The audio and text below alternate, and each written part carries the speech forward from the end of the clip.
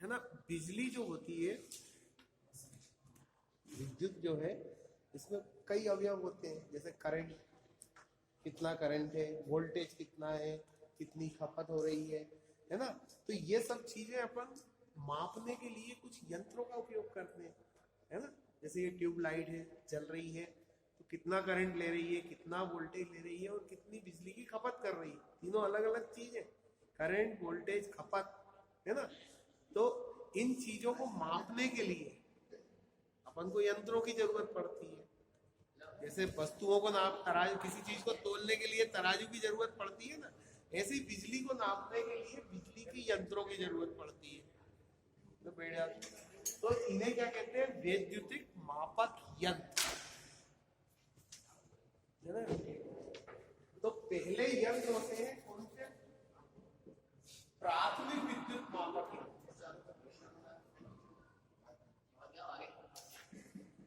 प्राथमिक विद्युत मापक यंत्र मतलब वो यंत्र जो किसी भी परिपथ या किसी वस्तु में विद्युत के होने का एहसास दिलाते हैं। जैसे टेस्टर, मतलब ये किस विद्युत के विभिन्न अवयव जैसे करंट, वोल्टेज, खपत, है ना, वो इनको नापने के लिए, अपन को मापने के लिए कई यंत्रों की जरूरत पड़ती है, उन्हें कहते हैं विद्युत मापक यंत्र। हर चीज को नापने के लिए कोई ना कोई यंत्र चाहिए, सब्जी को तोलने के लिए तराजू चाहिए, है ना। तो इसलिए ऐसे ही विद्युत को मापने के लिए कुछ यंत्रों की जरूरत पड़ती है, उनको विद्युत नापने वाले यंत्र कहते हैं, विद्युत मापक यंत्र। दूसरा, ये दो तरह के होते हैं। पहला प्राथमिक विद्युत मापक यंत्र।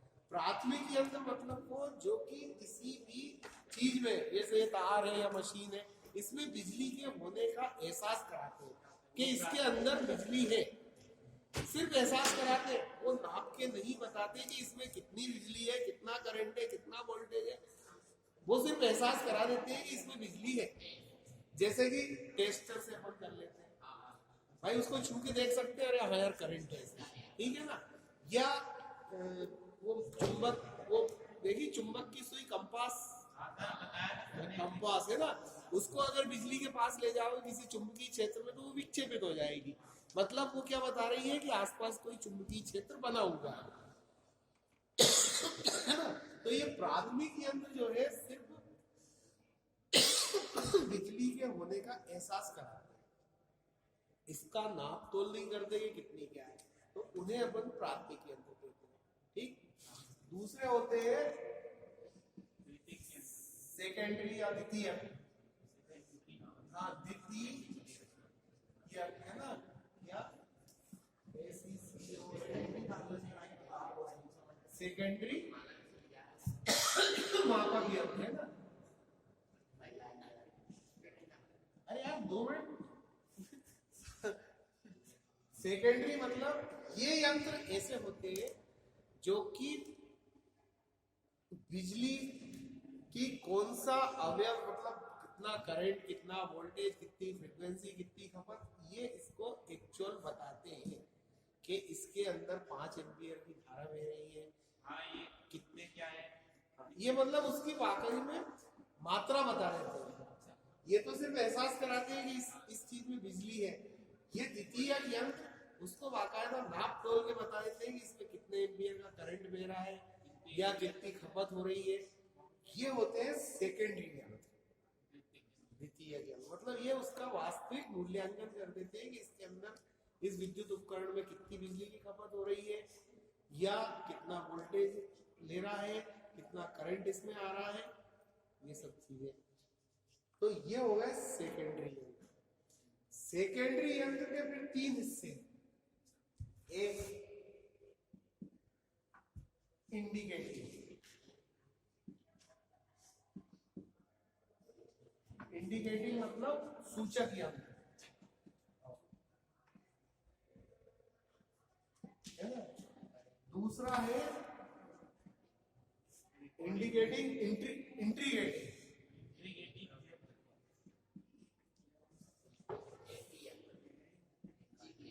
है ना।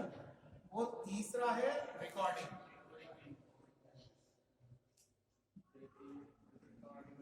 है ना। इंडिकेटिंग पहला, द्वितीय यंत्र में इंडिकेटिंग का मतलब वो यंत्र जो कि विद्युत की मात्रा को स्केल के ऊपर या डिजिटल रूप में, आजकल डिजिटल भी आते हैं सब मीटर, है ना। डिजिटल ये यंत्र जो लगे हैं ना अपनी पैनलों के ऊपर, ये इंडिकेटिंग यंत्र है। ये मीटर लगे हैं ना, ये बहुत सारे, वो V लिखा है वो वोल्ट मीटर है, A लिखा है वो एमीटर है, W लिखा है वो वाट मीटर है। तो ये सिर्फ इंडिकेटिंग यंत्र है। मतलब क्या है, जब इनमें से होके विद्युत धारा प्रवाहित होगी तो ये उस समय कितनी विद्युत धारा प्रवाहित हो रही है उसका मान बताएंगे। विद्युत धारा जब अपन हटा लेंगे तो वापस शून्य पे आ जाएंगे। मतलब ये सिर्फ इंडिकेट करते हैं कि उस क्षण उसमें से कितने एम्पियर, कितने वोल्टेज या कितनी खपत हो रही है पर्टिकुलर यंत्र। तो ये सिर्फ ये होते हैं सूचक यंत्र। क्या ये हो गए सूचक यंत्र, मतलब उस क्षण जब अपन देख रहे हैं तब वो बताते हैं कि कितनी इसमें से धारा है और उसका मान क्या है। तो ये यंत्र हो गए अपने सूचक यंत्र। दूसरा है रिकॉर्डिंग, इंट्रोगेटिंग यंत्र आपने देखा, ऐसे यंत्र जैसे कि अपना वो होता है घरेलू मीटर, वाट किलोवाट आवर मीटर, वो आपको है ना पूरे महीने का हिसाब किताब से देगा। क्या कि इसमें कितने एम्पियर की धारा प्रवाहित हुई, कितनी किस समय खपत हुई, मतलब वो सारा डाटा रिकॉर्ड रहता है उसमें। वो सिर्फ बताता नहीं है, उसमें स्टोर हो जाती है वो चीज। अगर अपन उसको बंद भी कर दे, लाइट नहीं हो, तब भी वो रीडिंग जीरो नहीं होगी।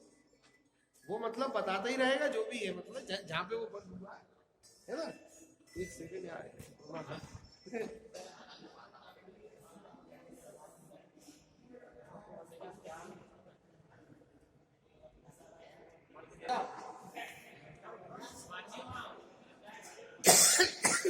ये क्लास में दो चार आए कि गदर सुनो, अभी बड़ी शांति थी, 2 पॉइंट बताए, 2 समझ में आ गए होंगे सब। बाकी अब नहीं आएगा, अब सवाल ही नहीं उठता, कुछ भी चिल्लाते रहो। लोग सुनो यार,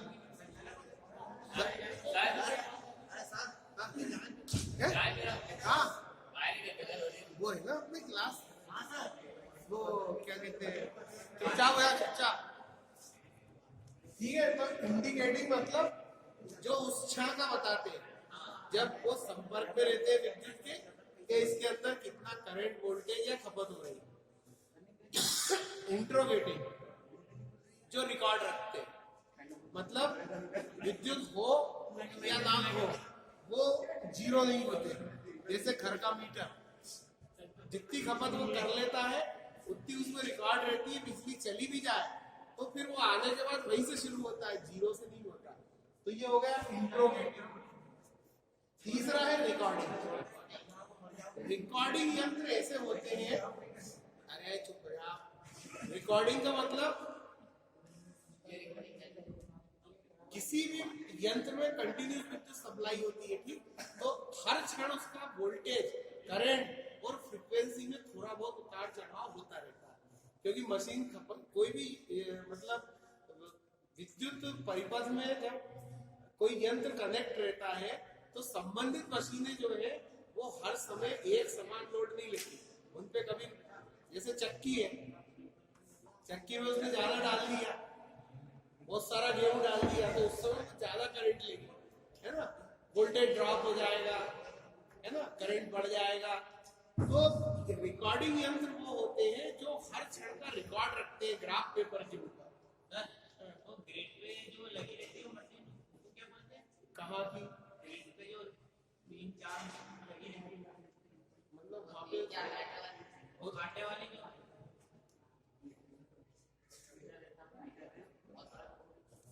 चार 5 मशीन रहती है, वो बड़ी बड़ी। हाँ सर, डब्बे के अंदर मीटर लगे रहते, वो रिकॉर्डिंग यंत्र है। हाँ, क्योंकि वहां पे अपन को हिसाब किताब रखना पड़ता है उन्हें पूरा, कि सुबह 8 बजे वोल्टेज कितना था, लोड कितना था, फिर 9 बजे क्या रहा, तो वो ग्राफ पेपर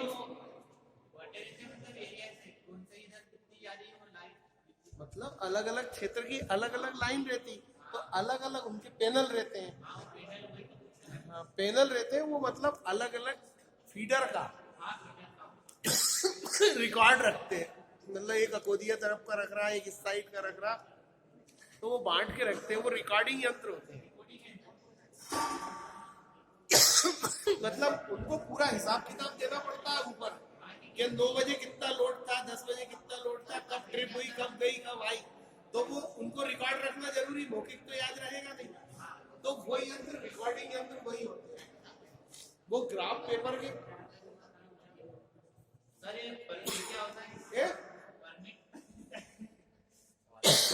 परमिट तो वो उसको बोलते हैं, अगर कोई फीडर बंद करना होता है ना, तो एक निश्चित अवधि के लिए उसको बंद करने की अनुमति।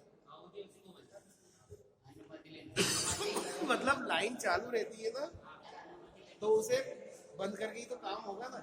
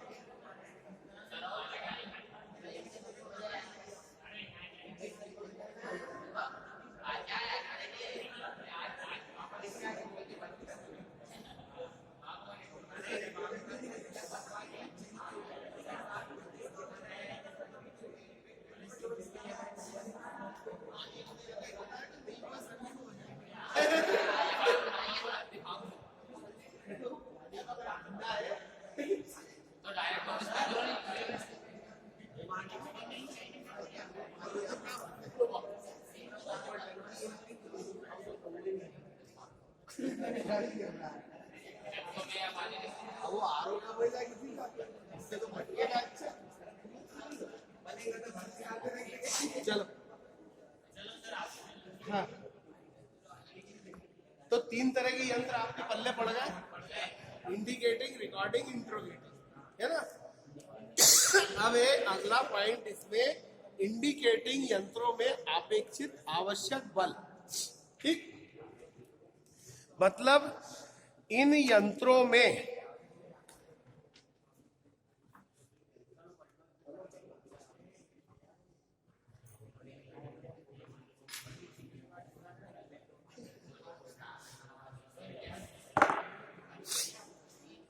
देखो,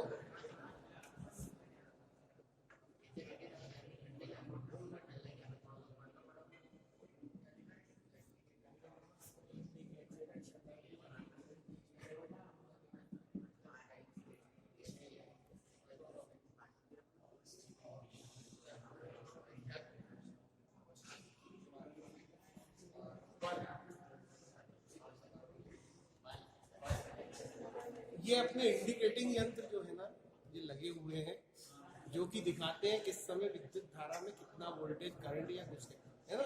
तो इनमें कई बल कार्य करते हैं, है ना। तो उन बलों का विवरण, कौन कौन से बल हैं जो कि उनको सूचना देने के लिए, तो सबसे पहला बल है उसमें विक्षेपण टॉर्क। विक्षेपण मतलब जैसे सपोज ये कोई मीटर है, ठीक, ये कोई एमीटर है ना, इसके अंदर ये काटा है, ठीक है ना, ये 0 से और ये 10 एम्पियर तक का, ठीक,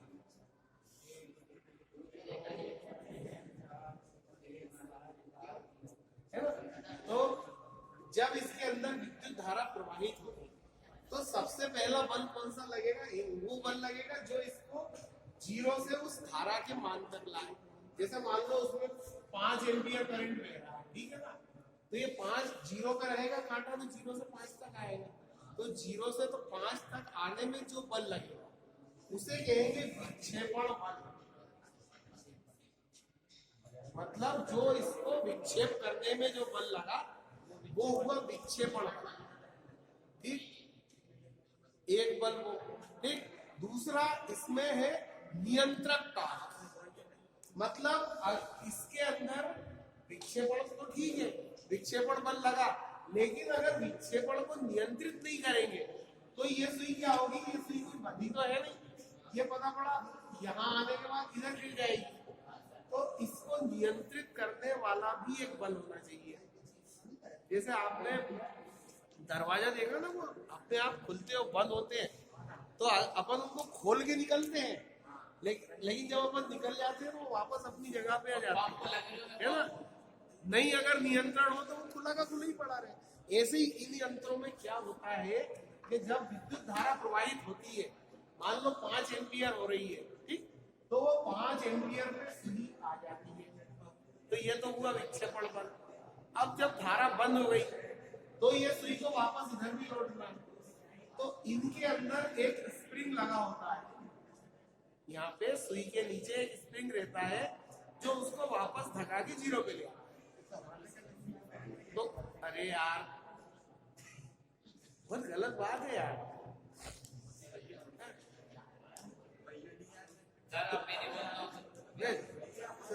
हमारे को तो अभी गोल्ड मेडल मिलने वाला है। तो एक बल तो हो गया इसका विक्षेपण बल, दूसरा इसका जो स्प्रिंग है ये दो कार्य करता है, ये हुआ नियंत्रक टॉर्क, मतलब एक तो इसको 5 से आगे नहीं जाने देता, दूसरा जब विद्युत धारा नहीं है तो इसको वापस शून्य अवस्था में ले आता है, इन कांटे वापस शून्य में आ जाते हैं। तो विक्षेपण वाला मतलब विक्षेपण बल और नियंत्रक बल, ठीक। अब तीसरा है इसके अंदर नियंत्रक जो है ना, नियंत्रक टॉर्क कैसे कैसे बनता है ना। मतलब विक्षेपण तो समझ में आ गया कि विद्युत धारा जाती है तो मीटर विक्षेपित हो जाता है विद्युत चुंबकीय प्रेरण की वजह से, ठीक। अब नियंत्रक बल, तो नियंत्रक बल 3 तरह से इनमें होता है, तो बताऊं। सबसे पहला तो स्प्रिंग नियंत्रण प्रणाली, मतलब ये मीटर के कांटा जो होता है, ये सुई इसके इसको एक स्प्रिंग से जोड़ देते हैं क्या, तो ये इधर घूमती है, विद्युत धारा की आपको वापस आ जाती है जब धारा नहीं होती। तो ये तो हो गई स्प्रिंग नियंत्रण प्रणाली, ठीक है ना। सभी मीटरों में लगभग स्प्रिंग नियंत्रण प्रणाली है अपने, क्या स्प्रिंग नियंत्रण प्रणाली है ना। दूसरा और तरीके भी हैं, जैसे कि चुंबकीय नियंत्रण प्रणाली।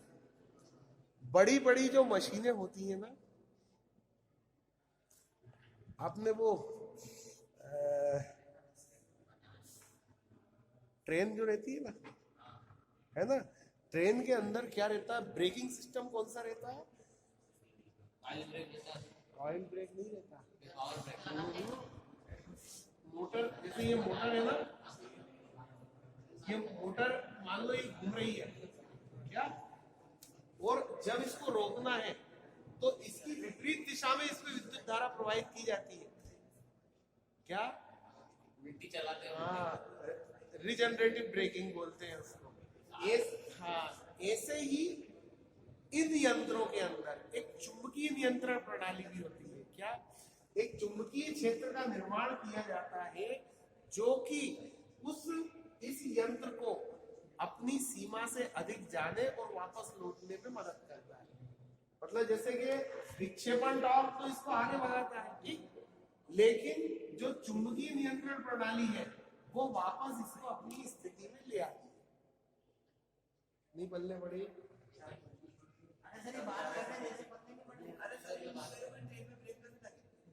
नहीं, वो तो मैंने उदाहरण बताया था।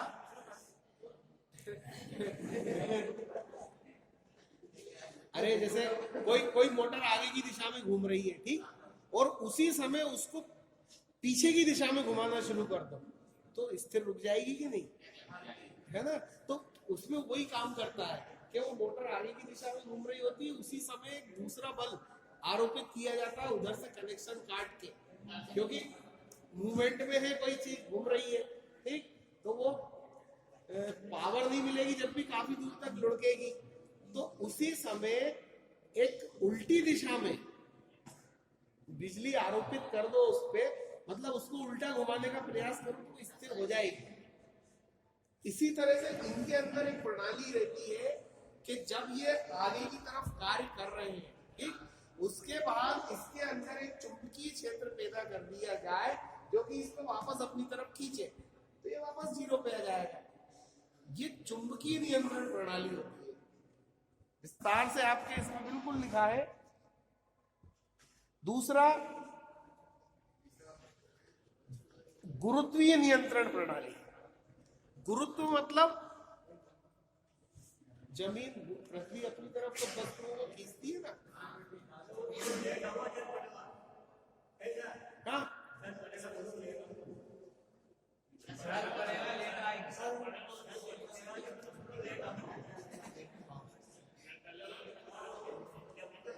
आओ लेट जाओ लेट जाओ।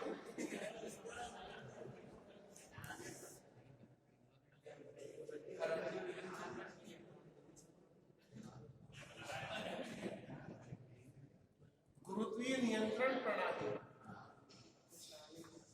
वो बैरियर देखे रोड के ऊपर, रोड के ऊपर बैरियर लगे रहते हैं नाकों पे, क्या रहता है, वो डंडा रहता है ना, जो ऊपर उठ जाता है, गाड़ी निकल जाती है, फिर नीचे आ जाता है।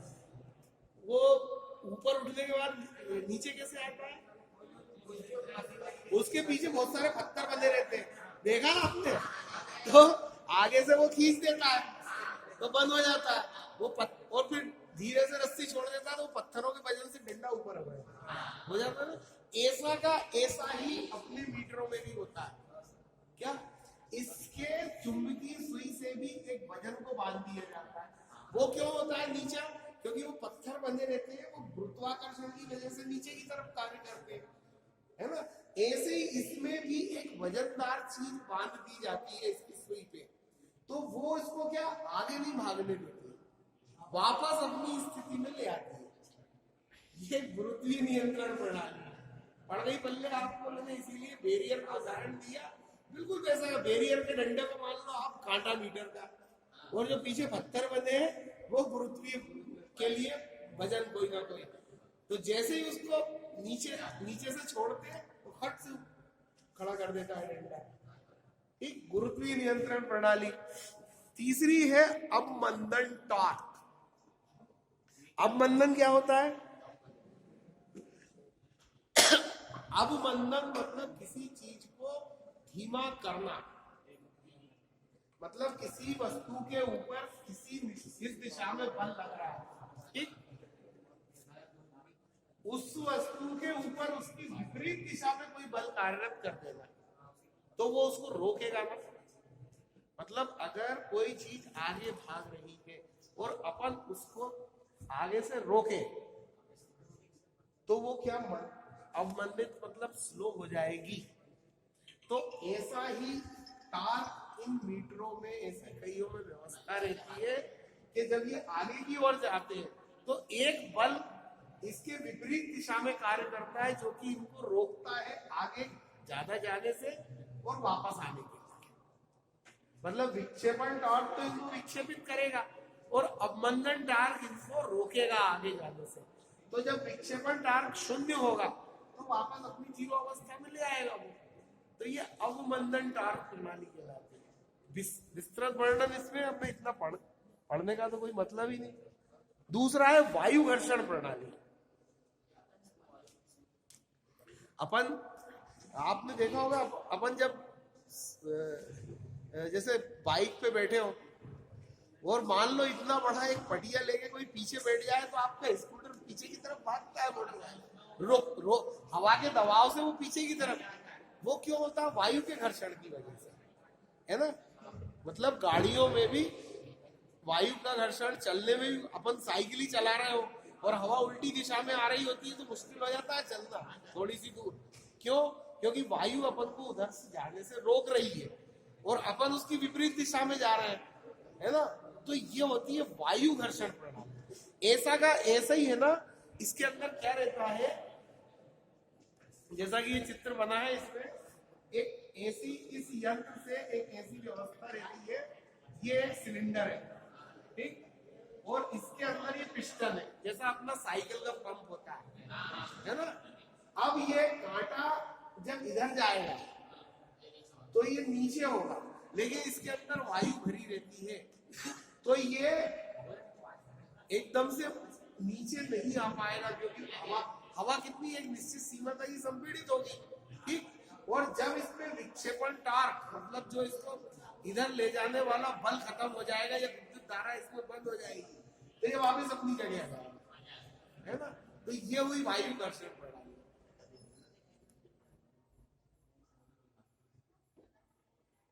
ठीक, जैसे कि अरे ये मीटर है कोई, इसमें अपन ने बिजली प्रवाहित की। ठीक, तो ये कांटा क्या है, यहाँ से शुरू होता है 0 से। ठीक, तो जितना इसका मान होगा, जैसे 5 एम्पीयर, तो यहाँ तक ये आएगा, क्योंकि इसमें विद्युत प्रवाहित होते समय, लेकिन इस कांटे से एक ये लीवर जुड़ा हुआ है, ये लीवर है ना, और ये एक पंप टाइप का, जैसे अपना साइकिल का पंप होता है ना, हवा भरने वाला, ऐसा वाशर और पंप की व्यवस्था है। ठीक, तो ये क्या होगा, जब इधर आएगा तो ये इसके अंदर नीचे आ जाएगा, है ना। नीचे आने से क्या होगा, इसमें हवा जो भरी हुई है, हवा तो भरी रहेगी हर जगह, संपीड़ित होगी। ठीक, संपीड़ित मतलब प्रेशर होगी, दबेगी, लेकिन विक्षेपण, इसमें विद्युत धारा प्रवाहित हो रही है, इसलिए तब तक तो वो यहाँ पे रहेगा, और जैसे ही विद्युत धारा बंद हुई कि ये इसको हवा पीछे लगा देगी, कांटा वापस 0 पे।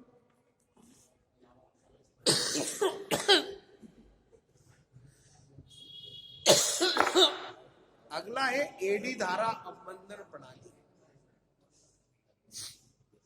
एडी करंट एक क्या रहता है, प्रकृति के अंदर हर चीज का विरोध करने के लिए कोई ना कोई चीज बनी हुई है।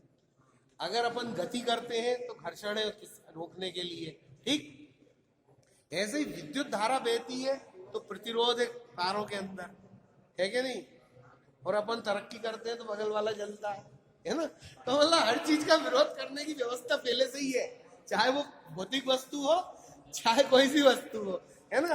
तो ऐसे ही विद्युत धारा के साथ भी है। जब विद्युत धारा किसी परिपथ में प्रवाहित होती है, जैसे विद्युत धारा इस मीटर में प्रवाहित हो रही है, तो एक बल क्या है, इसको इधर धकाने के लिए, मतलब रीडिंग पे ले जाने के लिए कार्यरत होता है, लेकिन उसी समय उस विद्युत धारा की विपरीत दिशा में भी एक बल कार्यरत हो जाता है। क्या विद्युत धारा कार्यरत हो जाती है, उसे कहते हैं eddy current. Eddy current, eddy current, eddy double D Y eddy current, eddy current, इसको बोलते हैं भंवर धारा। हिंदी में कहेंगे तो भंवर धारा। हाँ, मतलब ये प्रतिकूल दिशा में कार्य करती है।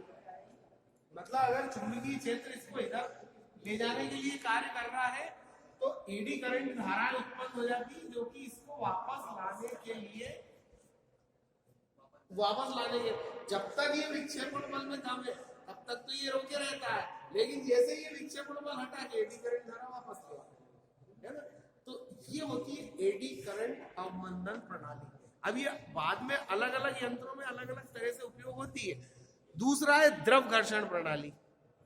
अभी मैंने बताया था ये वायु घर्षण है ना। अगर वायु की जगह इसमें कोई द्रव भर दिया जाए, कोई ऑयल या कोई लिक्विड, तो क्या होगा, वो भी वही होगा कि एक सीमा तक वो लिक्विड दबेगा, और उसके बाद में जैसे ही इसमें से बिजली हटाई तो वो वापस ऊपर कर देगा, है ना। द्रव घर्षण मतलब हाइड्रोलिक, इसी बोलते हैं हाइड्रोलिक फ्रिक्शन सिस्टम। ट्रैक्टर में रहता है ना, ब्रेक में ब्रेक अपन लगा तो वो पिस्टन नीचे जाता है, और जैसे ही पैर हटाए तो फट से ऊपर कर देता है ना। ट्रैक्टर में, कार में, सब में द्रव घर्षण प्रणाली रहती, बड़ी बड़ी मशीनों में। सर ट्रैक्टर में आयल है, ट्रैक्टर में आयल तो आयल भी तो द्रव ही है मेरे भाई। मैं थोड़ी कह रहा है पानी ही द्रव है, आयल भी द्रव भी तो है। वही तो हाइड्रोलिक ब्रेक कहलाता है। हाइड्रो मतलब पानी होता है, हाइड्रो का मतलब, हाँ, हाइड्रो का का मतलब पानी। ठीक, तो ये है इनकी अवमंदन प्रणाली और विभिन्न प्रकार के टार्क, है ना। अब अगले हैं मूविंग कॉइल, मूविंग आयरन यंत्र। तो मैं समझता हूं इतना ही रहने की और आगे बढ़ा है ना, है वो इधर तो चल रहा, कोई मतलब ही नहीं है। ज्यादा हो ना, चलो हजारों कल फिट करना का, आज तो हजारों देखो।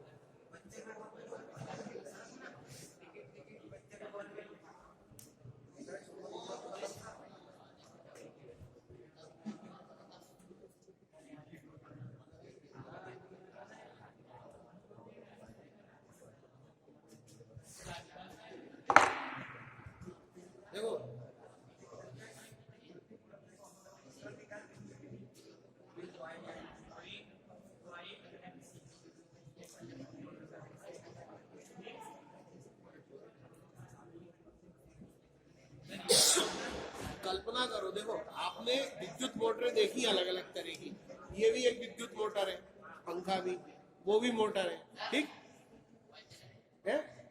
चला दे यार, बस शांति से चला, दादा दूसरों को डिस्टर्ब मत करो, है ना।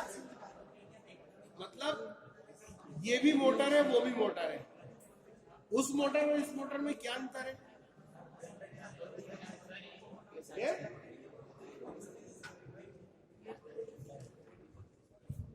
देखो क्या रहता है, मोटर के अंदर दो हिस्से रहते हैं। ये मान लो किसी मोटर का खोल, ठीक, ये उसका स्टैंड, ठीक। एक तो ये खोल के अंदर ये वाइंडिंग रहती है ना, तो ये हिस्सा तो स्थिर हिस्सा है इसका, है ना।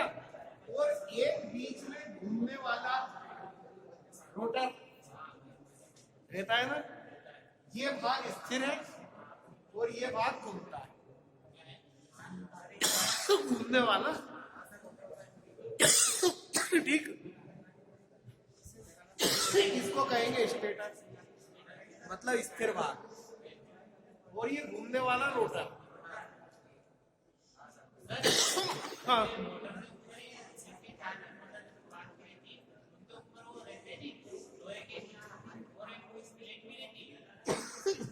वो तो है ना, वो आगे आएगा और वो ट्रांसफार्मर में पढ़ाऊंगा मैं, इसलिए अभी तो अपन यंत्र के बारे में बात कर रहा है, इसलिए बता रहा हूँ कि मोटर के दो हिस्से रहते हैं, ये वाला स्थिर और ये वाला घूमने वाला। तो मैं वही कह रहा हूँ कि इस मोटर में भी दो हिस्से और उस मोटर में दो हिस्से, इसमें और उसमें क्या अंतर है? अरे यार,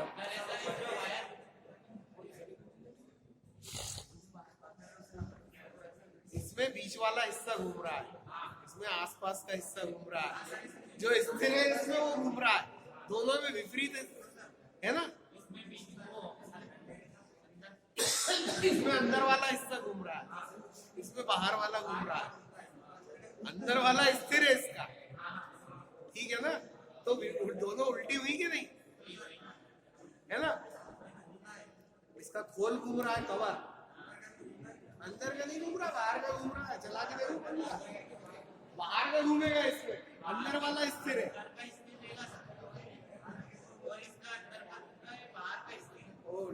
दवा वही बताऊं, वही तो बता रहा हूँ कि इसमें बाहर का ये वाला हिस्सा, सामान्यतः मोटर में क्या होता है, ये बाहर वाला स्थिर रहता है, अंदर वाला नहीं, यही होता है ना। लेकिन सीलिंग फैन में क्या होता है, अंदर वाला स्थिर है, बाहर वाला घूमता है। देखना कभी पंखा खोल के, ऐसा खुलेगा ना तो अंदर जो रहता है ना लाइन वो स्थिर रहती है, बाहर वाला घूमता है,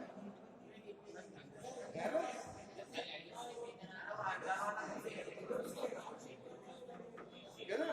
तो ये बाहर का घूम रहा है, ये अंतर है इसमें। तो अब आप ऐसे ही यंत्रों में क्या होता है, मूविंग कॉइल और मूविंग आयरन का अंतर होता है क्या, मतलब मैं यार मेरा गला लाल हो गया, खास करते नहीं आज तुम्हें तो आज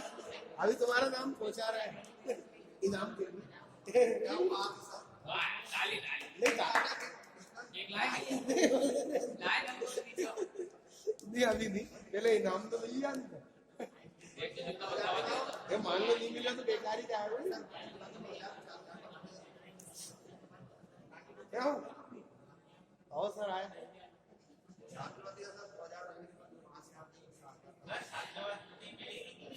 छात्रवृत्ति मिलेगी आपको।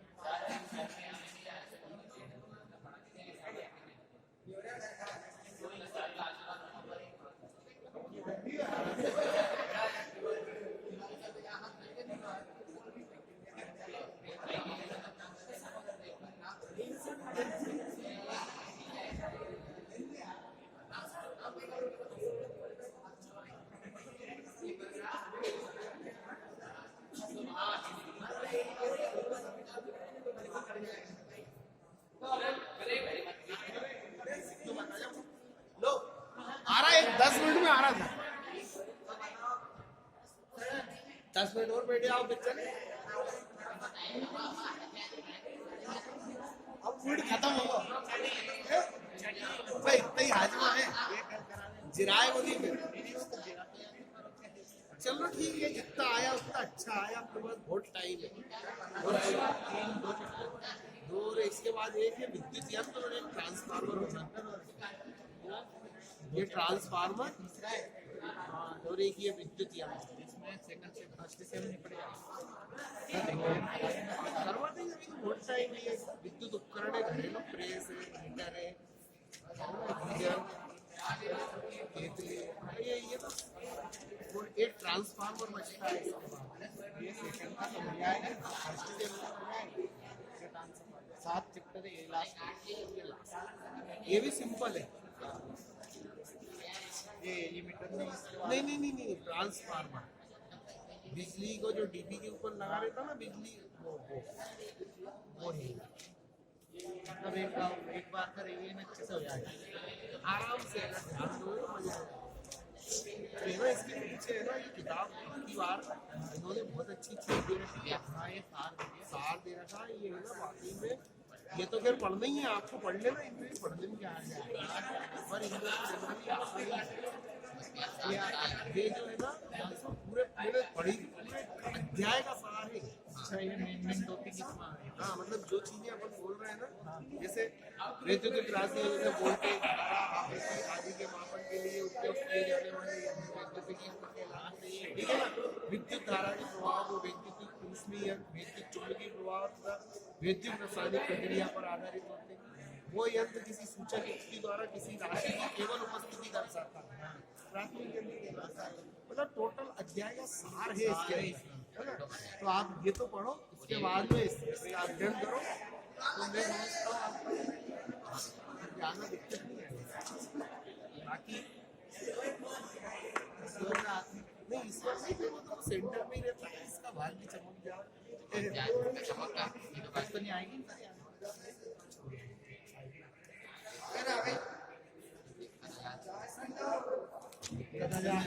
ये कुछ जैसे क्या आएगा पेपर तो यार क्या है, भगवान अलग से आता है। मतलब ऐसा नहीं रहता जैसे आपके 10वीं 11वीं तक क्या रहता कि वो 2-4 साल में रिपीट होते रहते हैं। इसका रिपीट हर बार मंथली बनवाते हैं। और कोई दिक्कत नहीं है, बढ़िया किताब से बाहर नहीं आता।